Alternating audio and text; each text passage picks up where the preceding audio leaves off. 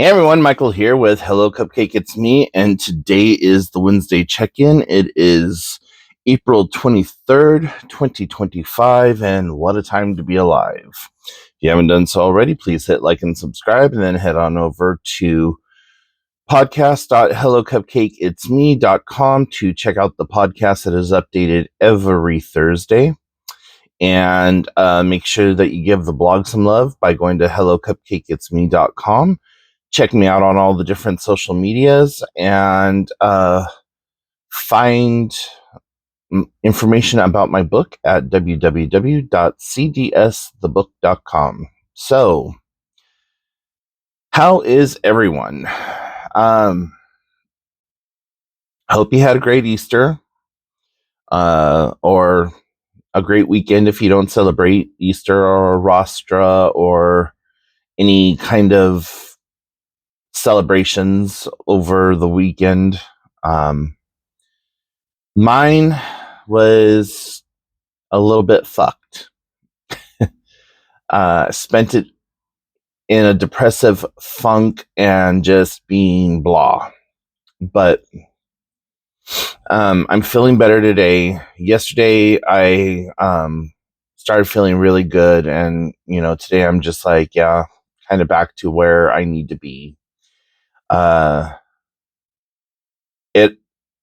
It all revolves quite literally around just being disappointed and being lied to and being hurt. So I'm not going to go into too much detail about it, but yeah, there were plans, arrangements, and just things planned for this weekend that did not take place, and I'm over it. My depression went from sadness to depression to anger to just being bitter. And today I am vindictively bitter, but feeling good about being vindictively bitter. So, yeah.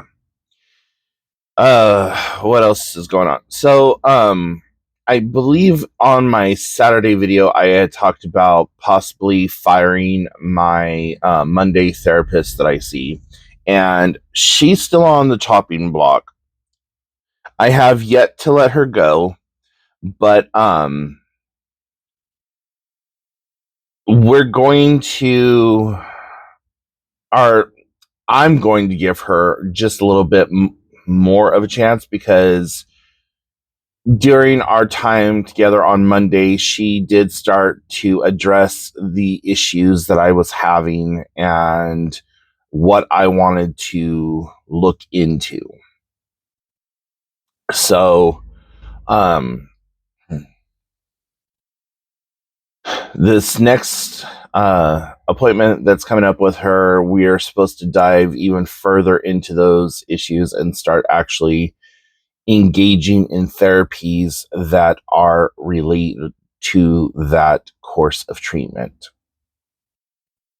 My Wednesday therapist, I love her to death. She is just absolutely freaking amazing, and told me that if I needed to, that I could become her full-time client and she would be okay with that. And so I'm okay with that.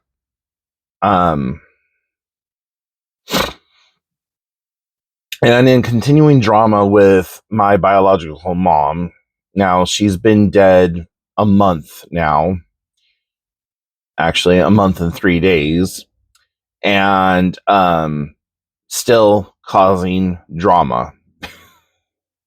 Not really so much her, but like just her estate, if you can even call her meager possessions her estate. But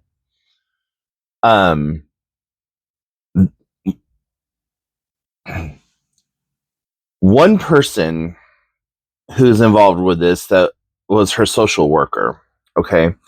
Her one social worker told me that she was like the head honcho person at the apartment complex where she was living.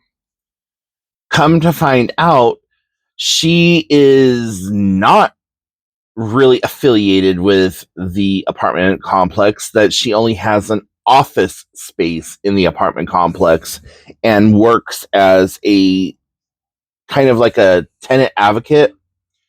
And so that really kind of pissed me off when I found this out yesterday. And so her main social worker person, who I thought she no longer had any connections to whatsoever, um, because I had been dealing with the hospice social worker and her housing social worker. Like, those were the two that I knew were the people that I needed to talk to the most and communicate with. And turns out they were powerless in allowing people to come into her home and remove art, like things from her home. And it's like, what the fuck?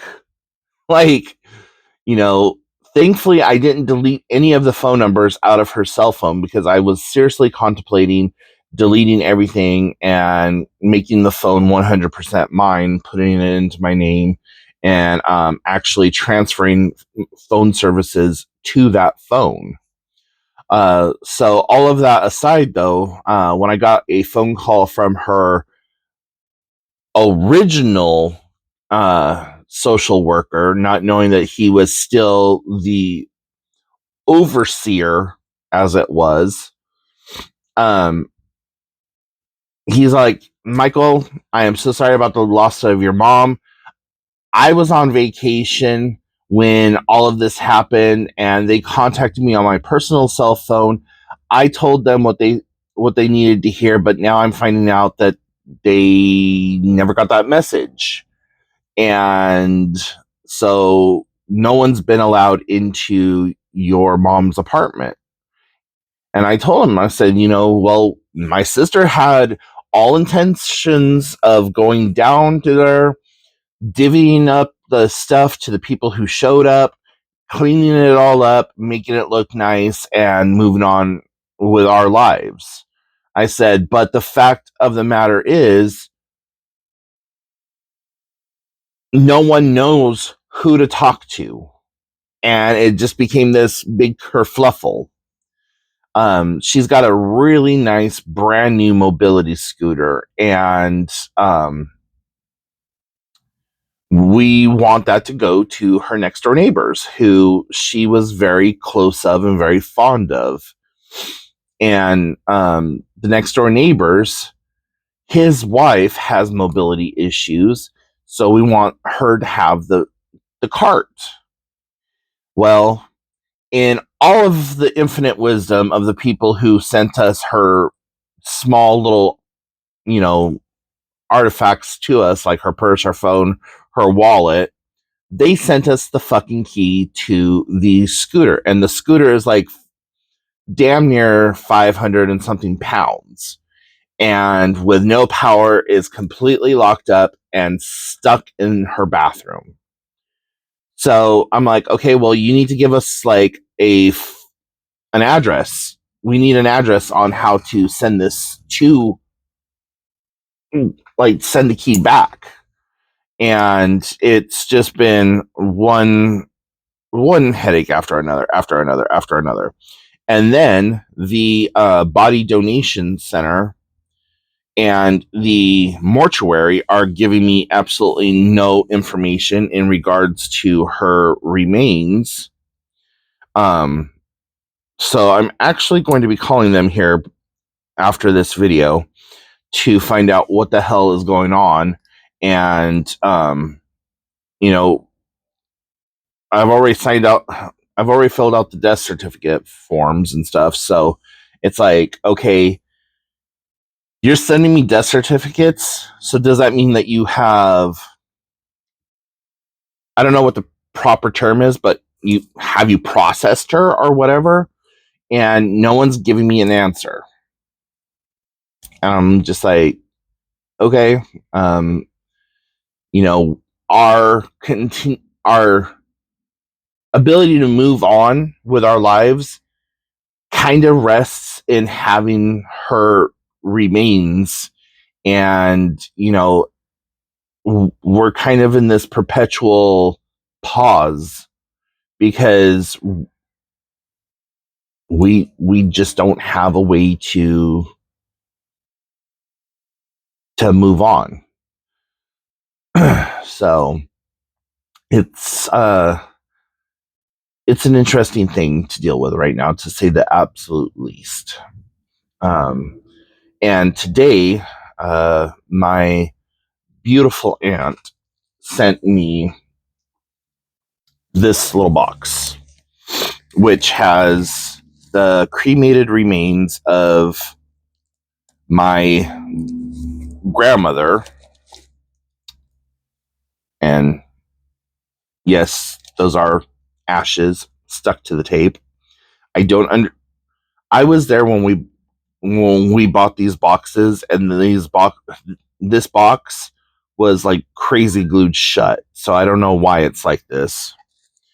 And then so this is my biological mom's mother.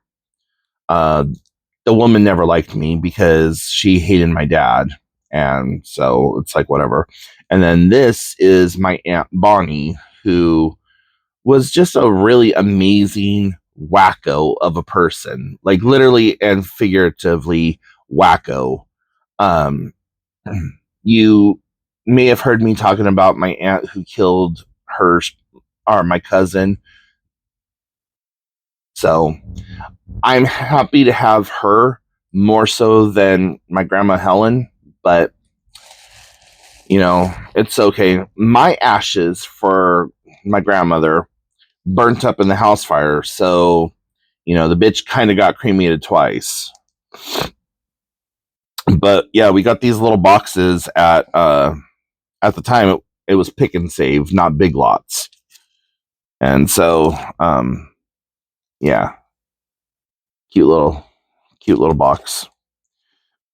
So I think what I'm going to do is I'm going to get an urn necklace, kind of like what I have for my dad. And I'm going to take a little bit of ash from my aunt and a little bit of ash from my grandma and a little bit of ash from my mom, my biological mom. Mix it all together and then just have one locket or just one necklace piece. And I'll put GBH on there. And I think I've showed you all of this before, but where is it? Here it is.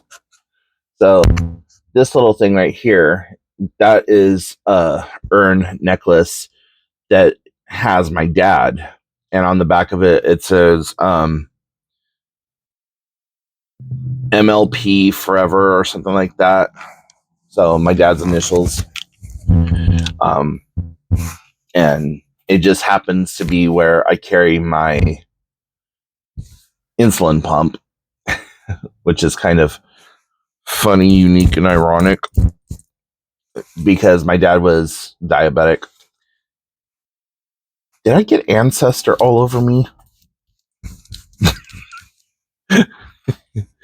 Oh god, that's going to be the quote of the day. I'm sorry. Anyways.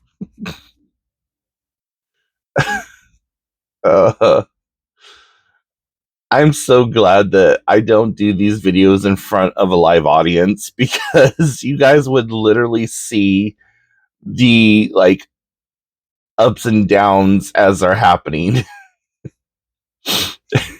God damn it. That's gonna stay with me for a minute. So, anyways, oh yeah. Um, so just kind of in a pause mode right now on what to do, what the next step is, and all that other stuff.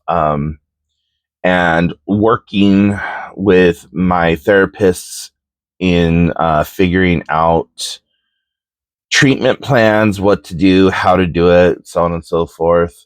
And I've also been working on some old timely photos, and I don't know if I showed you these in a previous video, but this right here, try to get the glare off of it. There we are. This is a hotel, halfway house, boarding house type of situation that my great grandparents owned and was constructed in the late 1800s, early 1900s. I want to, if I'm correct in thinking, it was 1905. It was between 1905 and 1915. And it's still in existence to this day. Of course, the family doesn't own it anymore. But you can actually go and see this place in Lake Elsinore, California. And yeah, so taking old pictures like this and restoring them, getting the cracks and the fading out of it, turning it from this sepia color to an actual like black and white photo, cleaning up all the cracks and the damages in the picture. Like right here, you can see that there's a scratch in the picture. So just redoing that and having a lot of fun with that, actually. Like photo restoration is one of those things that I absolutely love to do. And one of the things that I really love to do is take old black and white photos and make them color again. So I got this photo album here. I actually went out to Goodwill and bought a photo album, and I love the photo album from Goodwill. Like this is it right here, but the plastic picture holders are really flimsy and they split across the top real easily. So I'm a little upset about that, but at the very least, I have a cool little 3-ring binder that I could probably do something else with. Once upon a trillion years ago, I had a photo album in the back of my car. Don't know if I still have that or not, but this one I already had put together and I've seen it because I'm constantly looking at my bookshelf, but it didn't register that this was a damn photo album until like a couple of days ago. And I was like, son of a bitch, what pictures do I have in here? I was like, oh, okay. Um, so like these are some old pictures that I have of me and my niece and some baby pictures and pictures of my grandma, like, so that's me, my grandma, and my sister. That's my dad, my sister, and my dog, my Kiko dog. That he was a puppy right there. He's probably only about a year old, and like my my very first time to Knott's Berry Farm, a baby picture of me. Um, my grandma at, I believe this was her. This is either a wedding anniversary or this was a funeral. And now that I'm thinking about it, I think that this was a funeral that we were attending. I can't remember who the funeral was for. Yeah. If it was a wedding anniversary or if it was a wedding, then I think it was my cousin Cindy's wedding.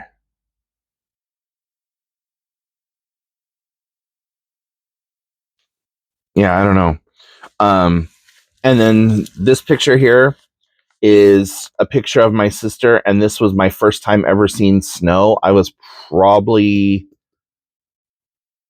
4 or 5 because she's about 15 in this picture, and we're like 9 years apart from each other. So, however that works out. But yeah, I've just been putting together these like this photo album of pictures and stuff, and like you get to see my dad, his grandma, which is my great grandma, my grandpa when he was younger, and then this picture here, my grandpa was about 22, 23, and my grandma was about 18 or 19 in this picture. And this was World War II. My grandpa was on shore leave, and that was in San Francisco. And she drove from San Francisco all the way up to or she drove from Orange County, the Orange County area of California, all the way up to San Francisco by herself. She left the kids at home, I think, with her mom or someone. I think it was her mom. And yeah, and then old pictures of me with my horse. So that was me right before I went into the hospital. I went into the hospital about 3 or 4 months after this picture was taken. So yeah. So this has become my family, my archive. And it's got some pictures of friends in here, but mostly it's just family and old pictures of me, and baby picture of me, my first Easter, me and my dad, the very first time I ever went to the ocean. I think this is Huntington Beach. And then a picture of my dad in the second grade, and then another. This is the original picture of my dad with my great grandma and his dad, my grandpa. So,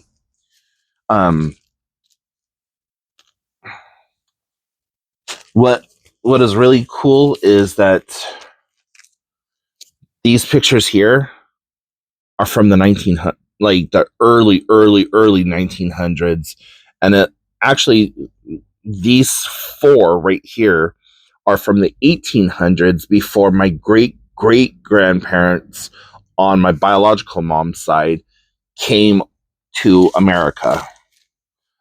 These were taken in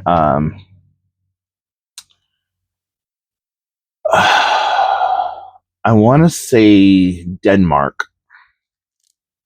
So yeah, just a lot of memories in history. So when I'm not doing that, I am knitting still. I find that some days I'm able to knit really well, and some days I'm not. And this is my latest knitting project. I love the colors. Black and red are my favorite. And, of course, I love little pom poms. So I had to give it a little pom pom. But yeah. So that's what I've been doing: knitting, taking care of family bullshit, scanning pictures into a digital archive, restoring photos, being disappointed, depressed, sad, upset, mad, watching a ton of movies, and having access to Crunchyroll. So I've been catching up on some of my animes that I liked, and some new anime that I was just recently introduced to. One of them is called Solo Leveling. If you haven't seen that one, freaking amazing. Not my typical genre of anime, but it has action, magic use, and it's kind of like Dungeons and Dragons meets Yu-Gi-Oh meets One Piece type of a situation. Um, so a really good premise, and it also reminds me of Hunter x Hunter, and there was another one that I just watched not too long ago, but I can't think of it right now. But yeah, so like if you like One Piece, Hunter x Hunter, um, Demon Slayer, and